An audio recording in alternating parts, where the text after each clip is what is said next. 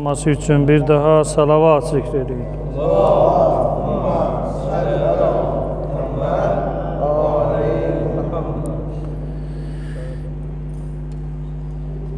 Bismillahirrahmanirrahim. Euzu billahi mineşşeytanirracim. فقل تعالوا ندعو أبناءنا وأبناءكم ونساءنا ونساءكم وأنفسنا وأنفسكم ثم نبتهل فنجعل لعنة الله على الكاذبين. صدق الله العلي العظيم.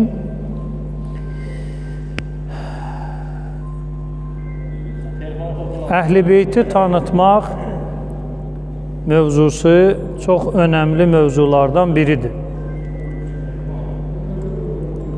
Peyğəmbər və Əhl-i Beytinə salavat zikr edək.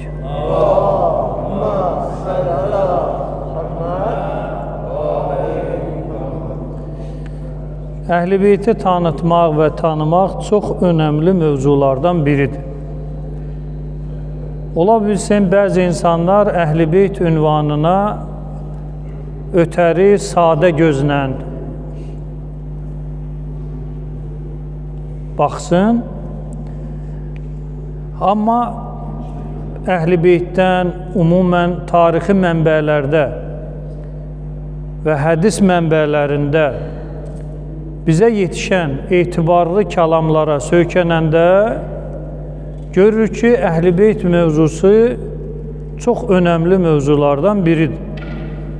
Yəni, belə deyək də, Peyğəmbər Əhl-i Beyt mövzusunu onların xatirlərini qırmamaq üçün, onlara ürək-dirək vermək üçün, təskinlik vermək üçün deməyib. Məsələn, bir Vəhabi alimi var, Səudiyyədə oturur, Abu Sara bu cürlə məşhurdur.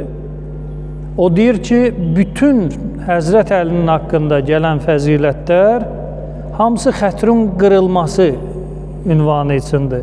Gözü yaşlı qalmasın, xətri qırılmasın, psixoloji özün pis hiss eləməsin deyə Peyğəmbər bu sözləri deyib.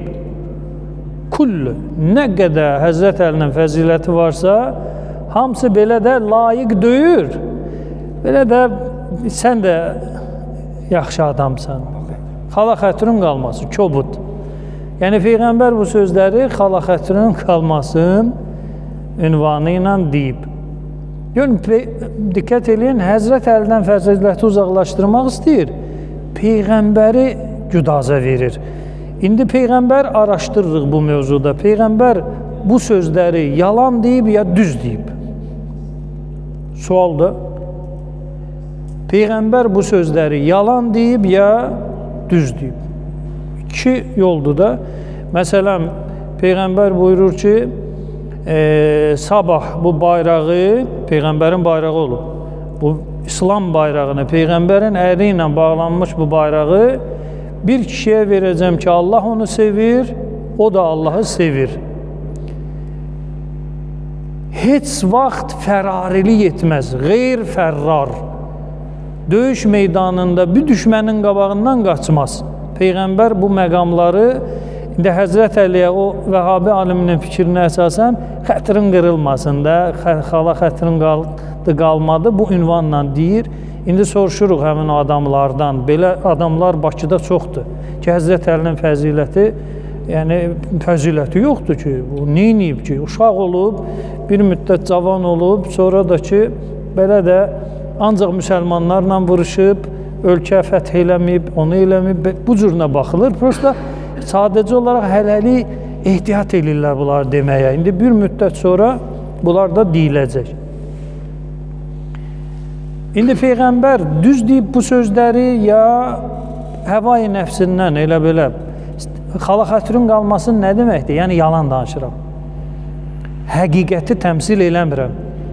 Xətrin qırılmasın deyə bu sözü deyirəm. Amma sən ona layiq deyirsən. Məsələn, iki evladım var, biri yaxşı oxuyur, biri pis oxuyur.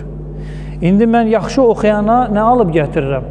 Hədiyyə alıb gətirirəm ki, biraz da həvəslənsin. İndi mən ona aldım, o birisinə almadım. Aldığım sevinəcək, almadığım nə olacaq? pərt olacaq, pərişan olacaq, narahat olacaq. Amma oxumur axı. O layiq deyil bu hədiyyə. Məsələn, belə deyək də, mən bunun üçün bahalı bir kompüter alıram ki, daha da elmin inkişaf elətdirsin, sumkasına 20 dənə kitab yığmasın da, kitablar olsun kompüterdə, kompüterdən getsin məşğələsinə, ora, bura, hazırlığına. Bu kitab üzü açmır axı. Onun üçün kompüter almaq israfdır. O kompüterdə nə ilə məşğul olacaq? Oyun oynayacaq. İndi xala xətrin qalmasın, uşaq narahat olmasın, psixoloji gərginti yaşamasın, onun üçün də bir dənə kompüter alıram. Yəni o layiqdir ya yox? Layiq deyil. Ona bu sözü demək düzdür ya səhvdir? Çünki mən daha da azdırıram axı onu. Məsələn, onun kompüteri olmasaydı, vaxtın oynamaqla keçirməyəcəkdi. Məsələn, başqa bir məşğuliyyət ki, onun xeyrinə olacaq. Amma mən kompüteri aldım, gecə-gündüz yatacaq o kompüterdə, göz, baş çıxacaq, beyin quruyacaq, bərbad idi, biraz da nə olacaq? Deməli, mən belə deyək də, qəlbin qırılmasın dediyi, layiq olmaya, attığım addımlar şəxsin neynədir? Ziyanınadır, zərərinədir. Çünki o özün hesab eləyəcək ki, hə, mən də bu şeyə layiqəm. Hesab eləyəcək belə, amma meydana çıxanda o məğlub olacaq. Elə bir məsələn, Fəxrəddin müəllimin 2 şagirdi var, ikisini də hazırlaşdırır, biri layiqdir, döyüşür, vuruşur və Fəxrəddin müəllim onun üçün əlcək alır, bahalı əlcək. O birisi şagirdi qəlbi qırılmasın deyə ona da bir dənə bahalı əlcək, eynisindən alır. Bu da elə bilir ki, bu əlcəkləri əlinə giyinəndə, hələ ringə daxil olanda, hələ qabağına kim keçəcək bir zərbə ilə onu 2 yerə bölüb yıxacaq yerə. Elə biləcək ki, güc hardadır? Bu əlcəklərdədir. Amma başa düşmür ki, o əlcəyin için doldurmaq lazımdır.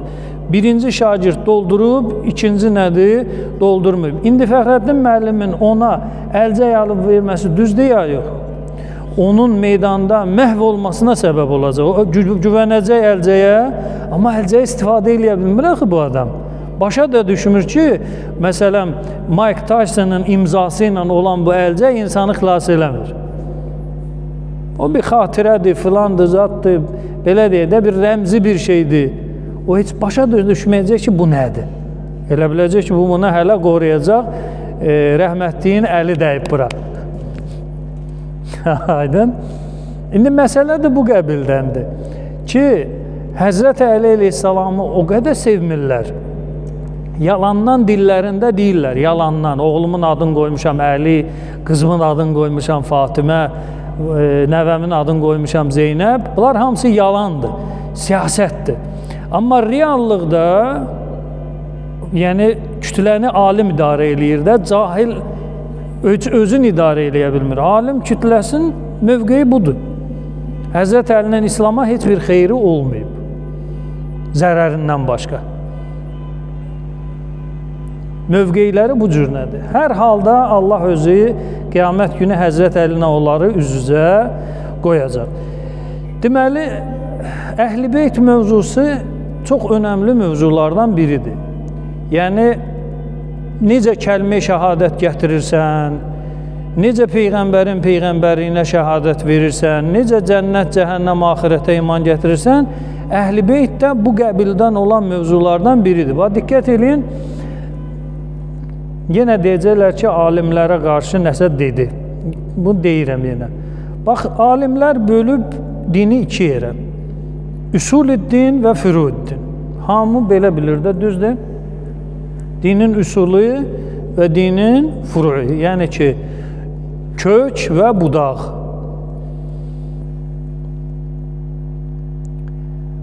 Qurana qalanda və hədislərə qalanda nə üsul-i-din var, nə fürud-din var. Din var. Məsələn, imam buyurur ki, Buniyəl-İslamu ələ xəmsətin, səhih hədisdə. İslam 5 şeyin üzərində qurulub. Və yaxud İslamın 5 dirəyi var. Tövhidi deyir orada, biz tövhidi hardan bilirik? Üsul-i-din. Üsul-i-dinlə yanaşı orucluğu da deyir. Som Ramazan. Ramazan ayının orucu üsul-i-dindir. Biz elə bilmirik axı. Bizə belə təlim olub ki, bu furu-i-dindəndir. Üsuldür, əqidə qismində deyil bu. Bu furu-i-din qismindədir. Amma Əhl-i Beytin hədislərinə baxanda orada nə üsul-i-din bölgüsü var, nə də furu-i-din bölgüsü var. Din var, din, vəssalam.